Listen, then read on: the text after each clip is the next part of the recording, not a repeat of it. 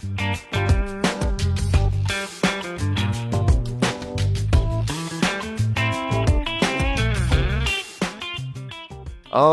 well, hello everybody, and welcome to the Blackwater Report. I'm Ken, and today's special guest is Mr. David Farrow, who is here to talk to us a little bit about his campaign. He is running for District 1 for the school board of Santa Rosa County, and he's here today to talk to us a little bit about himself, about his campaign, and about some of his thoughts for the school district for here in Santa Rosa County, and some of the things going on. So, welcome, David. Appreciate you being here. Thank you so much. Thank you for having me, and it's a pleasure being here. I've seen what you do, and it's important that the voters get to see what we're all about. Absolutely. Yeah. We wholeheartely believe that. We want folks to come in and so you, the citizens, can hear from them directly from the from the person themselves. Okay. So we always want to start off with getting to know the candidate. And so, David, would you mind telling us a little bit about yourself? Yes, please. So my name's David Farrow. I am running for School Board District 1. And the reason I'm running is I'm a family man. I'm a grandfather. I'm a husband. I've owned my own businesses since I was the age of 19. I have had several very successful businesses. My son is in business. He carried on with what I was doing up in Georgia, and it's important that everyone understands why I am doing what I'm doing. It isn't about me. It's about our children. And I'm a veteran, and in the Army, I was drafted. As a private, I started into a school of, we were called Shake and Bakes at the time, but it was an NCO school. And within 9 months, I gained the rank of Sergeant E5. I know how to run things. I know how to manage men. I was E5 pulling a E7 slot in artillery, and I had men under my command in which, even as a relatively new guy on the block, less than a year, I was operating an artillery section. And you learn how to live and deal with people that have different outtakes that you might have, like attitudes, abilities, and we can't just leave people behind. We have to bring them with us. And it takes a leader that understands how to run things and how to deal with people. And that's more or less what the Army did for me.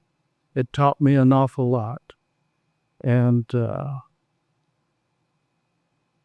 I think I would be an asset to the community, to all of Santa Rosa, because all of Santa Rosa votes for every school district. So remember, when you do go to the polls, whether you're in District 1 through 5, whenever your district comes up, please vote for that district. And also everyone else in other districts vote for that same district. It's a countywide vote. Thank you. Very important. Yeah, absolutely. Now, how long were you in the Army? 2 years. 2 years. Okay. That was, you rose up the ranks pretty quick. I did. Yeah. And with your business experience, I would think someone like yourself would be fiscally mindful of what's going on especially if you were in that position, in that seat for District 1. Yes. Absolutely. And it's important that we understand that we don't have an income problem. We have a spending problem in our school board. We need to be fiscal conservatives and understand and ask questions about, well, why are we putting this little building in and it's going to cost us $20 million? Right. What's the return on that investment? And for you voters out there, it's important that you get involved in this. You have to go to the school board meetings, find out what it's about, and ask tough questions. That's what I will be doing as your next school board member. Yeah, absolutely. And it is very important. It obviously it's the future of our children.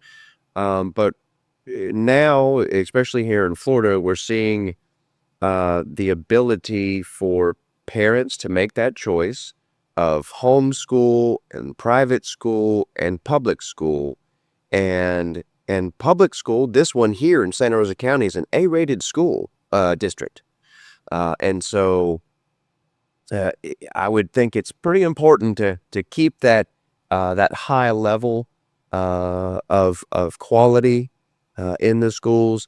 But like you said, it's going to take being aware of where the money's going, what's it being used for, the quality of education, the teachers, how we can help them out as they're educating these kids. So very good.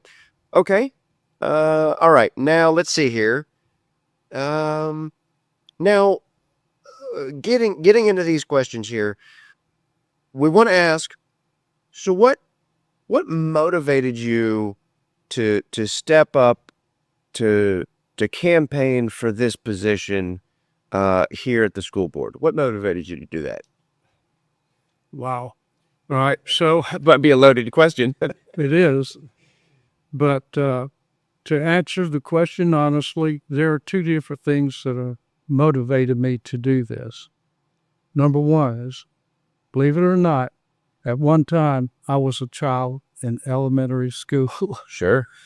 And our problems are no different today than they were when I was a kid. There was always bullies. There will always be bullies as long as we allow it. The problem is it's rampant today.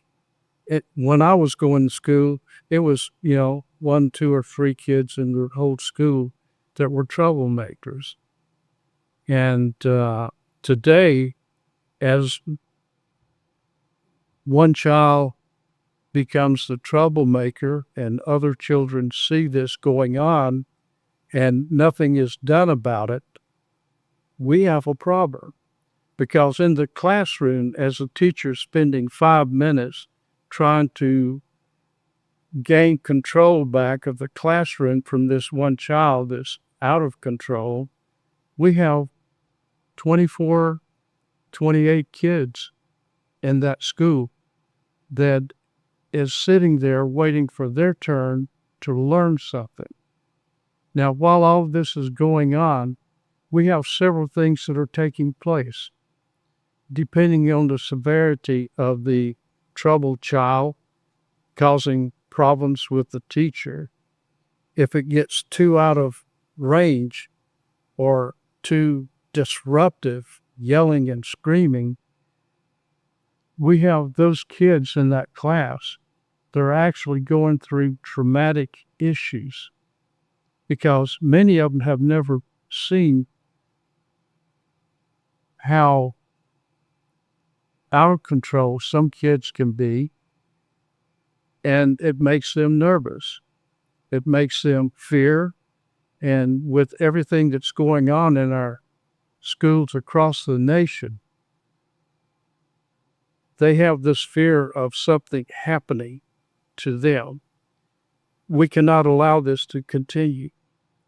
and we have to gain control of the classroom.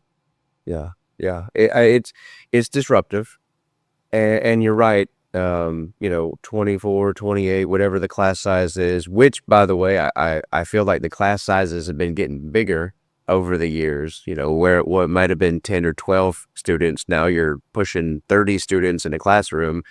Um, you know, that's quite a few kids for a single teacher to manage. And then there's multiple classes during the day, so it can be a lot. It can be a lot for sure. And we want all these kids to have that quality education.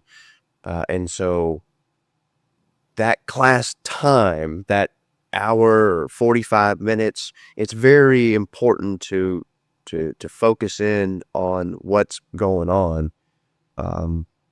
Because after 45 minutes, they're on to the next class and they're going to learn something else. Okay, let's see here. Okay, what do you believe? And you spoke on this a little bit there, but what do you believe is the biggest challenges that the students, the teachers, the parents? What do you think are the biggest challenges that they're facing in Santa Rosa County right now? I think the teachers are missing out on the fact that they are actually the number one reason we have schools. We need someone that has the ability to teach. We don't need someone from the executive part of the school system being in a classroom or trying to teach because maybe a teacher didn't make it in, or someone that doesn't have the ability to teach the particular subject that is being taught. And the school system is putting people in classrooms that are, in my opinion, are not qualified to teach that particular subject. What I'm trying to say is the teachers are, without fact, without any question, the most important part of our education system. We could put our school board on basically auto drive, and I think we have, because in many cases, nothing that comes up from the school superintendent is questioned. It's very rare. I think we need to question everything that comes up from this superintendent's office about spending, about our teachers, about raises. But please understand, our teachers, without any question again, is the most important part of our learning system. And we have to have respect for them. I want them to feel comfortable about going to work without having to deal with disrupted children, because they have a heart for the children that are in their class.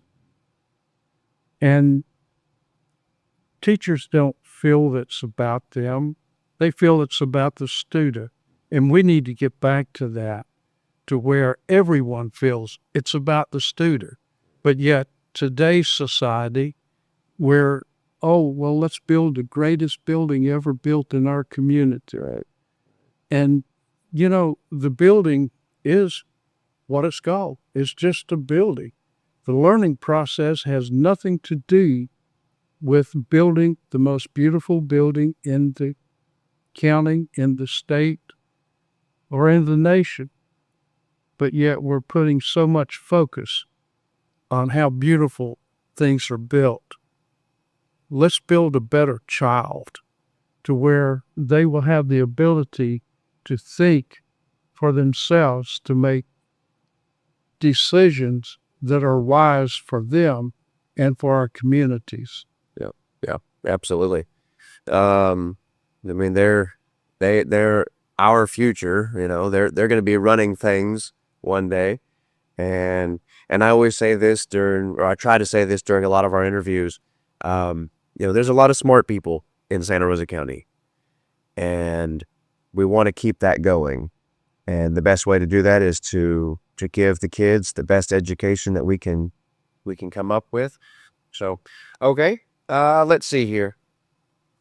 Now, how would you work to improve excuse me.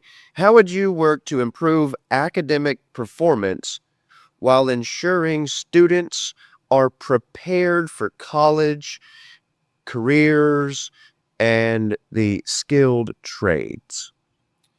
I think the best way to handle that is to start in the early grades. I think we are allowing our kids that can't read to move up, can't do math to move up, and that's in the lower grades. But let's think about this for a moment. If a child cannot read, by the time he gets into third or fourth grade, they're already so far behind, they're questioning their abilities. We have to do something about this. No child should ever be left behind, and no school should ever be brought down to a lower level so more people can pass. I'm not saying that happens in Santa Rosa County, but in reality, it happens throughout this nation. And when a child can not handle education or learning at a young age, do you think in 2 years they're going to make that up? I believe that within 2 weeks, a good teacher knows who in that classroom is going to succeed, who is going to be okay, and who is going to fail, whether it's this year or 10 years down the road. And we cannot allow any of our children to fail. We have to educate them, not push them along so that our numbers at the county level look good, but we have to make sure they can do the job when they get there.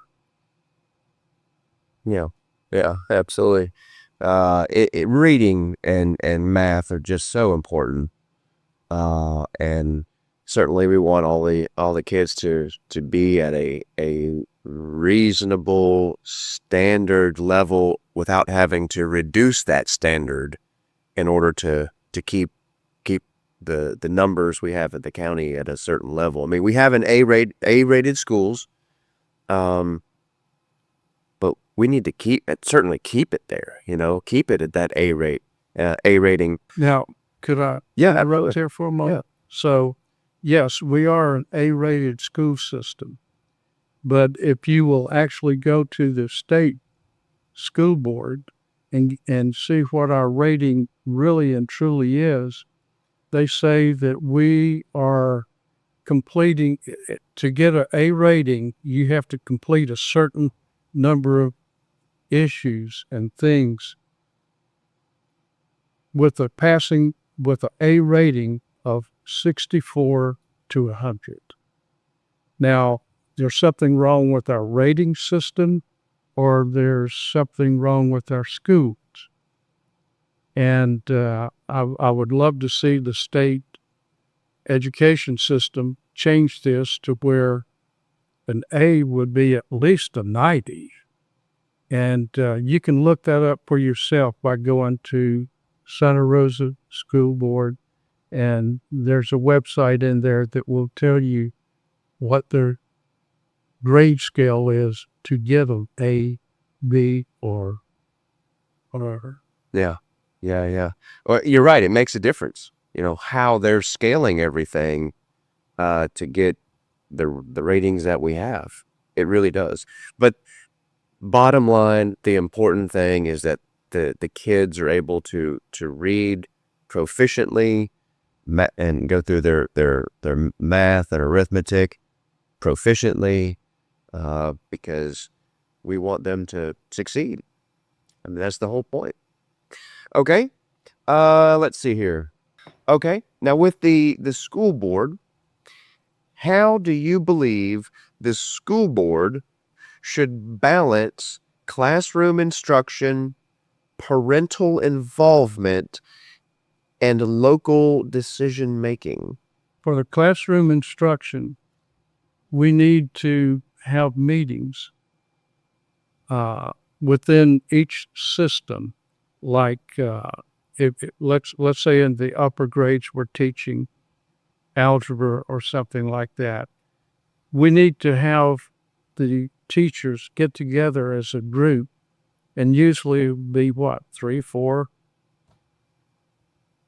and let them talk together about what works for them. Mm-hmm. Because if we have a teacher that struggle, and I promise you, I've had one or two, you're not going to learn anything. Okay, so when I was in high school, I had algebra. Yeah. And I had a teacher that she knew what she was doing, but she could not explain it to us. Okay. And she, to tell you the whole story, she came here from China to teach Chinese. Oh, gotcha. Okay. Yeah. And so in an algebra class, I mean, this is important stuff. Right. To move on. Yeah. And it's like anything else in the education system. If you don't get the first part, how are you going to get the rest of it? Right. And so I started advocating for myself initially back in the 11th grade. Yeah. I think it was. It could have been the 10th. And my teacher that could speak very fluent Chinese, I could not. Right. And there was a disconnect with understanding each other. Yeah. And so they graded on a curve. Yeah. See, we still had A's. Yeah. But that A might have been a 40 or a 50. Yeah. I think during that time an A was a 50. Okay. Right. And I went to the office and sat down and I said, I have a problem. Well, actually, they said, what can we do for you? Right. I said, I have a problem with it. I'm in this class and I'm not learning anything. Right. And I explained that we're being graded on a curve. Yeah. And they said, well, I asked to be moved to a different class. And I was told that, well, we don't do that. We don't have room.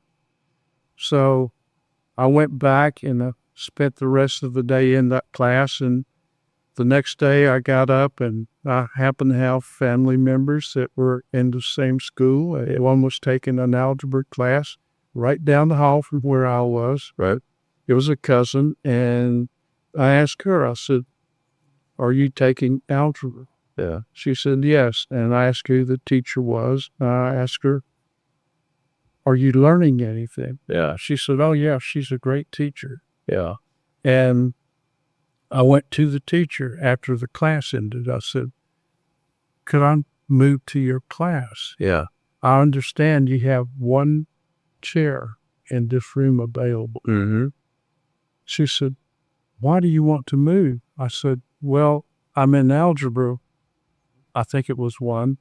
And I said, I'm failing. Yeah. Because there's a disconnect. Yeah. She said, I can't tell you you can come into the class, but I can tell you that if you did, I could not give you a legal grade. I said, and I told that teacher, I said, I don't care. Yeah. Because the most important part about being at school is learning. Right. And if I learn it, even without getting a grade, and if I'm failing, I'm failing. But if I'm learning, Yeah. You can learn over here and then come back to the other yeah, and do the work, yeah. you know? And so she said, I'll let you sit in my class. Yeah. So I did. The other teacher didn't even know I was going, Oh, probably. wow. Yeah, yeah. And so now the first 6 weeks or month there about, I was failing. But when I got into her class and the grading for the second 6 weeks, I was a B plus. There you go. And then from the second 6 weeks to the third, it was A's, and it was A's the rest of the time. Yeah. But here's what the public needs to know. We have to have teachers that can do the job. Yeah. We have to have teachers that can communicate with the children. Yeah. And there has to be a bond in there, which there never was. Right. Because even though I was not going to be given a grade, it was more important for me to learn than it was to get the grade, because the grade was not good. Yeah. Yeah. So it was a win-win all the way for me. Oh, sure. And so to finish the story, the teacher did get it set up to where I would get a grade. Yeah. I got the most improved student that year. Yeah. Because someone did care enough, a teacher, to make a difference in my life. Right. And she's not the first one to do it either. Yeah. And it's important for all of our children to be able to know that when they go to class, they're going to learn something. Yeah. And whether they get a grade for it or not, it is important. But it's not as important as the education being learned at that point. Yeah. Yeah. Because I was able to go on to Algebra 2, and I had a brother and sister in the same class. Right. And they never could go any higher. Yeah. Because they lost that year. Right. In Algebra 1. Yeah. It's important. I mean, and you're right. The students who come in, quite a few of them, when they get to that class or they come into school that day, they're there to learn. Sure, there's some friends there. That's a part of it. But even as friends, as a group, they're there to learn that subject. And none of the students want to be on the tail end of the class. None of the students want to fail the class. They want to learn. They want to get a good grade. And there's a sense of accomplishment that they get when at the end of the year and they get those higher grades and they can go through and say, yeah, I know how to do this math problem. Yeah, I know how to read this book. I can do this. And I would think that that's a big part of why these teachers do what they do, is to help the kids get to that point where they have accomplished something, where they have learned that subject sufficiently enough that they're confident going forward. And one last thing to add on to this, and that is, it's more important that a child learn how to make good decisions. Yeah. Because they will use that the rest of their life to mold what their life is going to become. Yeah. Yeah, absolutely. Absolutely. Good decisions is something that almost needs its own class. Yes. Making good decisions. Yeah. Okay. Very good. So let's see here. Now we'll go on to a little different subject here, but still on schools. What is your priorities for school safety and student mental health, as these two things have, Okay. they're definitely a big part of it. So I want to talk about the mental health issue first.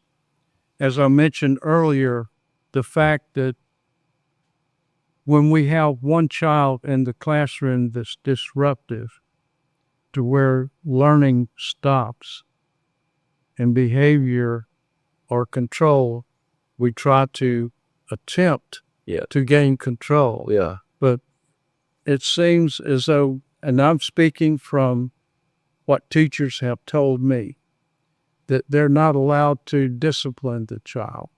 They're not allowed, in some cases, to send them to the office because the office doesn't want to know about that.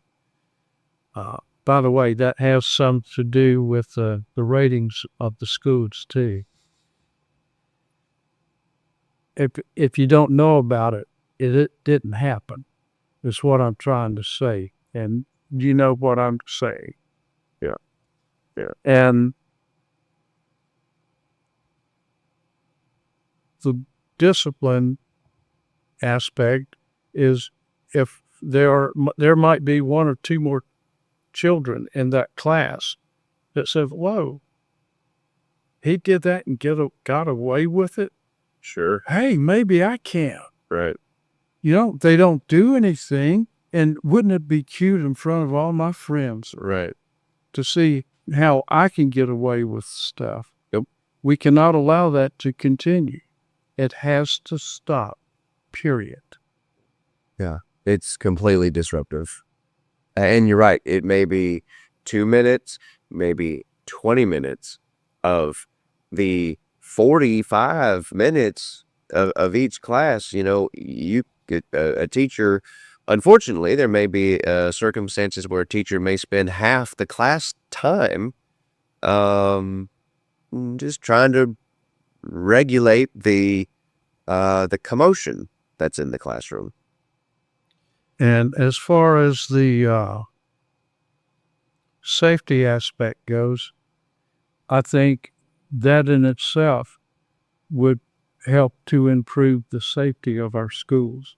When the students know that they're not in control of the schools anymore, not in control of the classroom, can say whatever they want to, can fight, and no one can protect themselves. I'm not saying we need to get rid of the kids or put them in, special classes, not yet, because there's another thing that I believe we should be doing. And I've got some pushback on this, but I think in order to gain control of our schools again, I think we need to utilize something, if not this, something similar. And that is when a student gets out of control, we must contact the parents, and they have to be at the school within a certain amount of time to sit down with the student, with the teacher, with other administration people that are aware of this type of behavior and maybe even this particular child. We have to let the parents know that this will not be tolerated in our schools. Because if we tolerate it, it will just continue and it will grow, it will fester within itself. Mm-hmm. So we have to be able to gain control of our schools because of the other kids in the classroom. We don't want them fearing for their lives. We don't want them to be nervous because they've never witnessed such behavior before. And we need to have controls to where we can gain control of the classroom again. And to finish out on what I was saying about having the meeting, we need to sit down and say, and let the parents know as well as the student, that this will not be tolerated in our schools. And if it happens again, Mr. or Mrs. whomever, and I would hope there would be both parents in that meeting, but if it's one, we will work with that. But if it happens again, you will have to spend the next 5 days in the classroom with your child. And that would embarrass the child so bad that they would start behaving. Now, I mentioned this to one person and have a student in Santa Rosa County, and I was told by that parent that she did that for a week. And she told me that her son started excelling at school, started behaving in school because he did not want his mom to be in his class again. So let's think about this, parents. I think it's a good idea. That's a pretty unique way to deal with some of that commotion. Is we'll just have the parents come and sit with the student in that classroom. I can imagine that would solve a few problems right there. I call it motivation. That sounds like motivation to me. Absolutely. Okay. Let's see here. So, all right. Next question would be, how would you ensure taxpayer dollars are spent efficiently while maintaining a high educational standard? Okay, so with the tax dollars, we don't need frills. We need function. We need to be able to function as a school. We don't have to have the most beautiful building. Again, like I said earlier, in the state, we need to have a functioning building that will do what our job is all about, and that is teaching and learning. We have teachers to teach, and we have plenty of students that want to learn. Some of them maybe not, but we have to motivate that child to want to learn, to go along with the rest of the class, to be able to figure out what they want to do in life. This isn't all about reading and writing and arithmetic. It's about character. It's about getting along with others. It's about looking at your class as a brotherhood or a sisterhood, to where we work together to be the best we possibly can. We see it every year in our football, in our baseball, in our basketball teams, in the junior high and high schools or middle schools. We need it in the classroom. And we need to make sure that we utilize everything that we're spending is being spent for the education of our children. We need to make sure that our education system is about the educating of our children, not about beautiful things, nice cars, and such as that. Yeah, absolutely. Making sure that the classroom is stocked with the materials prepared for the students, and the students have what they need to get through that subject each day. It's a big part for sure. Let's see here. Okay. Now, what role should career and technical education programs play in preparing students for the local workforce? We need to know what's going on in our community with businesses. We need to know what is needed, like the engine company in Pensacola for the airplane industry, mechanics for that. It needs to be taught in our technical schools, and it can be taught in our schools. We just need to find out where we need to spend our energy. There are some things, some businesses that will take care of themselves without having to have special ed, our educational classes in our schools. But there are others that need help, and we should work together as a team. And for the school system and the community to work as one. Right. Yeah, yeah.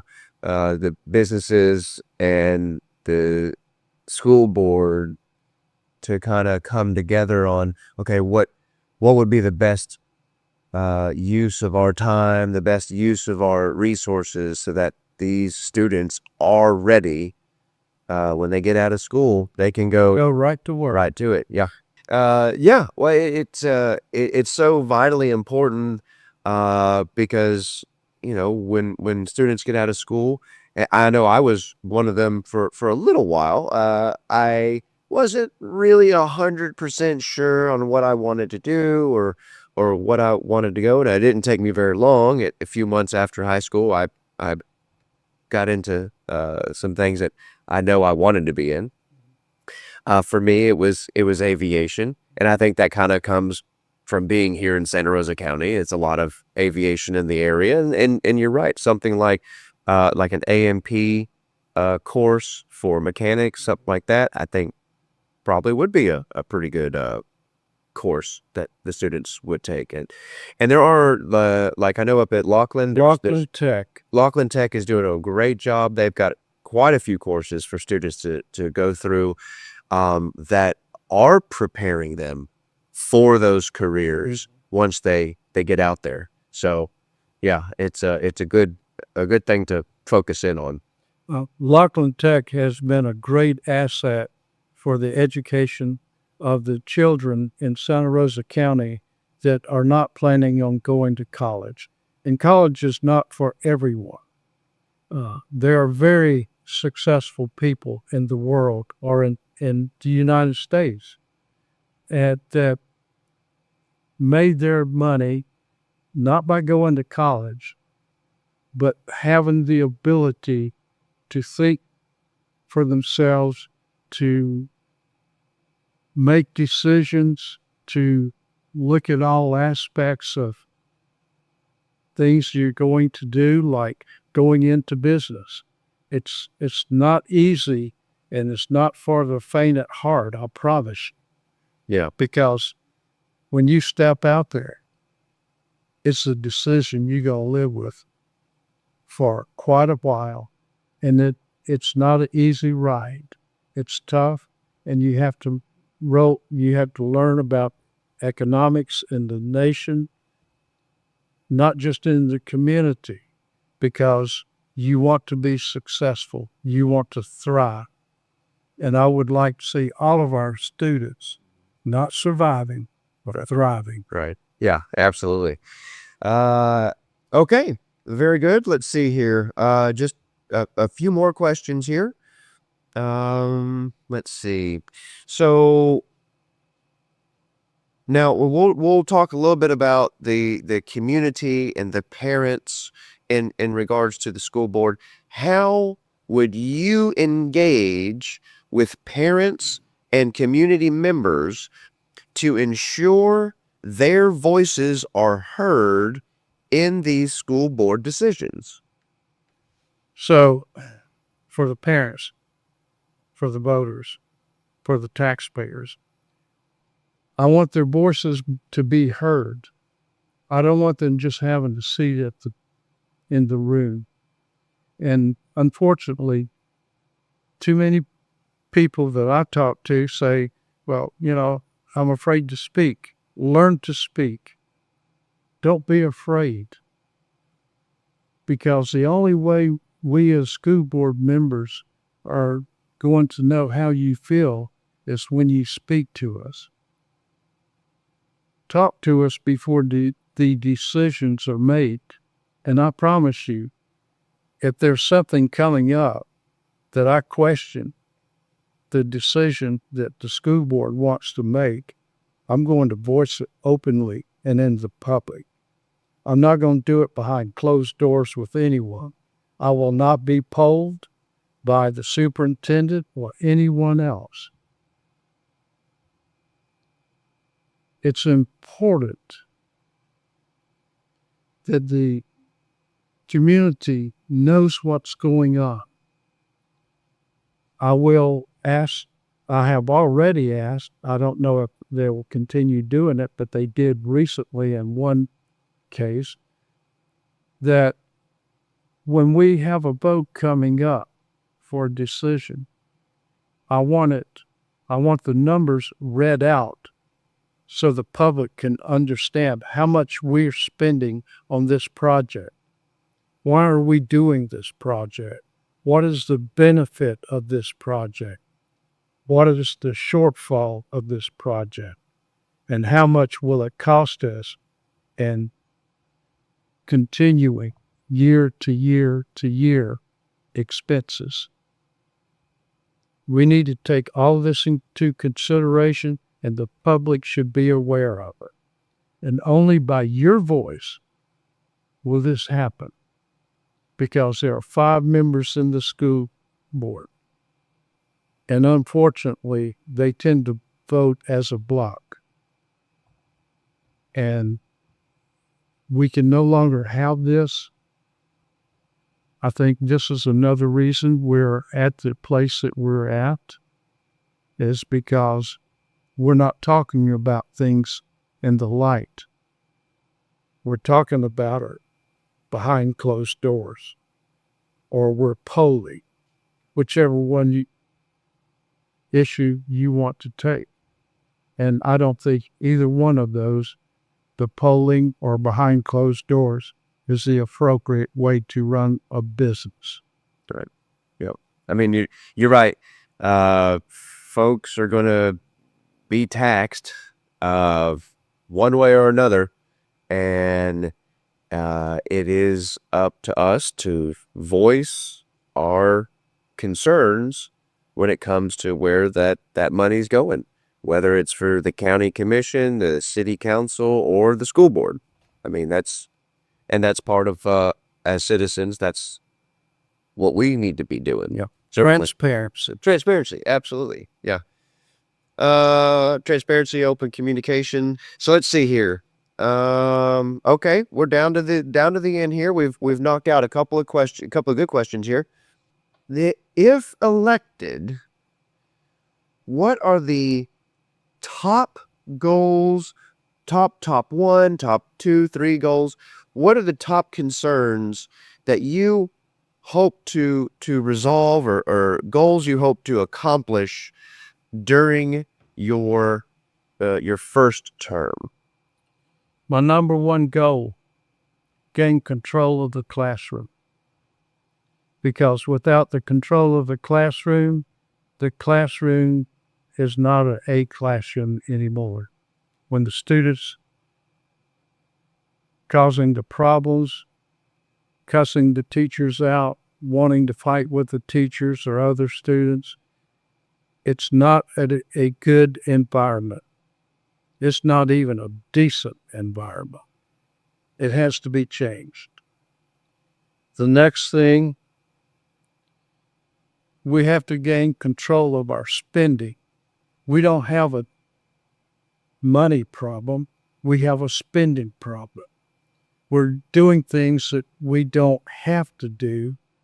Remember, our money should be spent in teaching, not showing off.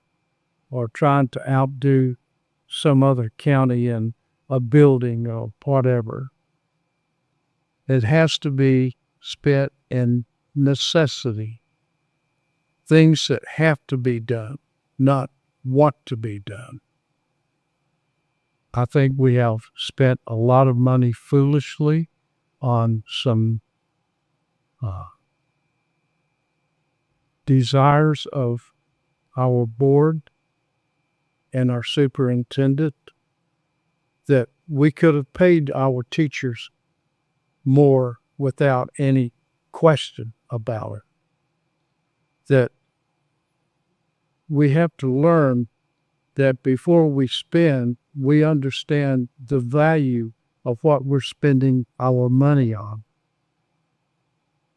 Because it's not the school board's money. It's the citizens' money. And we as a citizen should demand nothing but the best for our education, for our ability to accomplish the things that are needed, not the things that are desired. Yeah. Yeah, absolutely. The kids are number one, in these priorities. Okay. So let's see here. I'll have one more question and then we'll let you run. How will you measure success, or how would you measure success as a school board member? For me, success, I think part of success is having teachers that are joyful about coming to work every day. And I want to work with you teachers. I want our students to enjoy coming to school to learn, not to meet up with their friends, but to value the education that is given to them. I want our parents to feel that the taxes that they are spending are worth the money that they're giving to our school system to accomplish the job of educating our children. Yeah. And then I would say, I've done it. I've been successful. Yeah. That is my goal, and that is my promise to you. I will work and seek all of these. Yep. There for the teachers. Yeah. Helping the kids. Very good. Okay. Now if the citizens wanted to reach out to you, they can find you online. They can find me on Facebook, David Farrow for School Board, District 1, Santa Rosa County, and be glad to give you my phone number. Yeah. Can I do that? Yeah, absolutely. 850-781-3980. Now, I do stay pretty busy, so if I don't answer right away, that means I'm either in a meeting and it went straight into voicemail, or I'm on the phone. But I will return your call. It is important to me. I want to be your representative on this school board. My whole goal is to bring this county together as one for the school system. Not for me, not for anyone else,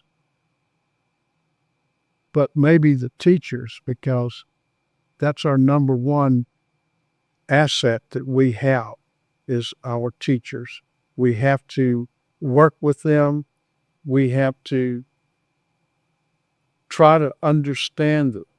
And we have to, if they have deficiencies in any way whatsoever, we have to complete that deficiency to where it's fully removed, to where they enjoy coming to school and not feel that their life is in danger or not knowing what's going to happen to them or their kids throughout the day in the school.